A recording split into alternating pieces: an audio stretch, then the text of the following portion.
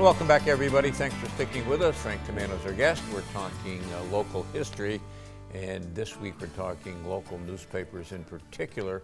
And Frank, one of the, you want to say newspaper men. I had to catch myself a couple times. I want to say newspaper men.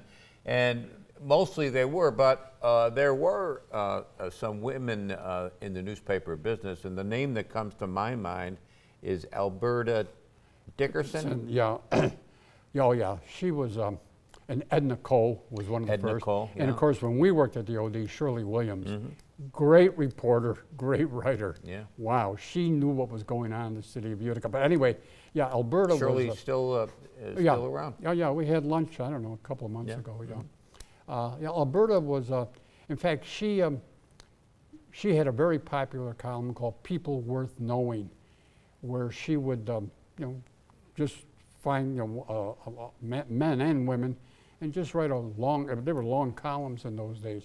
But she was an excellent, Edna Cole too, they were good reporters. They could cover anything. Yeah. The other people, there was his name, was it Dorchester? The founder of the... Yeah. Yeah, I don't know his first name.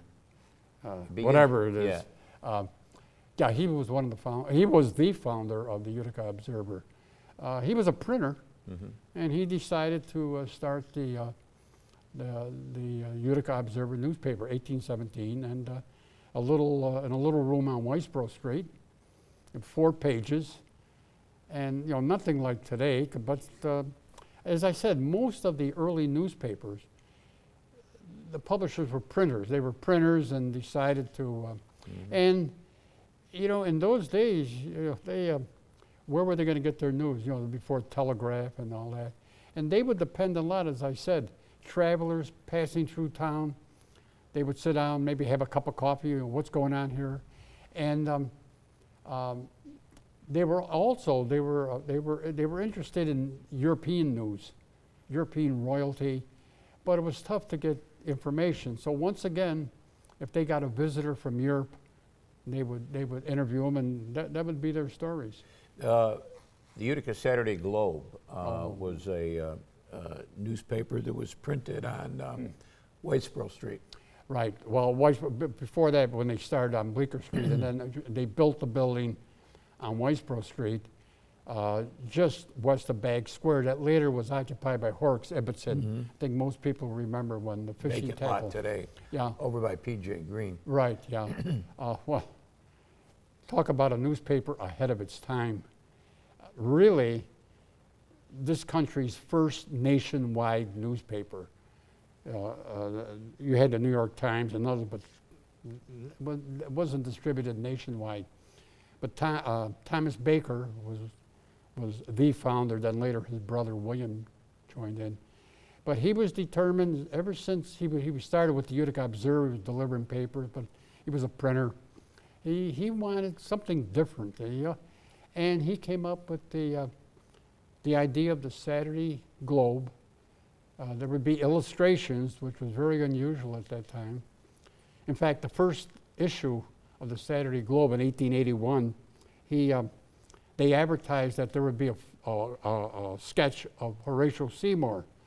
You got to realize now, in those days, people didn't know what the Horatio Seymours or Roscoe Conklins looked like. I read right now for my column.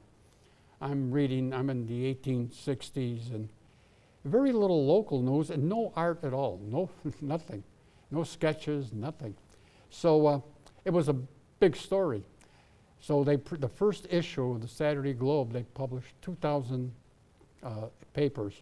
They only sold 700 because the sketch was, the fellow doing the artwork for the New York City, he was going to send it up by train, and it came too late.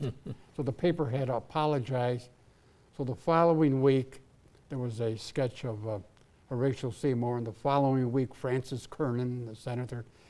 And it ended up in one of the first illustrated papers in the country. It was also the first color, wasn't it, Frank? Well, yes, it was with the color. They had great artists.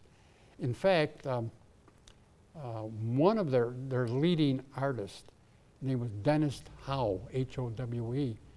There's a street in Utica named after him, Howe Street, which runs off Emerson Ave. Yeah.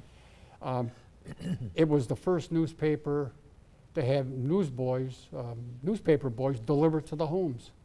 So he was very innovative. You know, the Baker brothers, and it was one of the first to have editions for different areas in the country.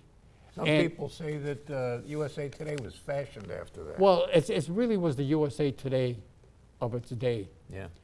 They would begin, for instance, papers they would sell in Cleveland or St. Louis. They would start printing, they would always have the Utica section. And then they would get stories from, say, Cleveland. They would print it on Tuesday or Wednesday, and by train, ship it to Cleveland or St. Louis. No other paper did that at that time. And it was, again, as I said, and the fact that it was sold on a Saturday. Many people observed the Sabbath, would not buy a paper on Sunday. You know, you had Sunday papers. And also, you had many of the workers in Utica works 5.5 days. Till Saturday afternoon, they got paid.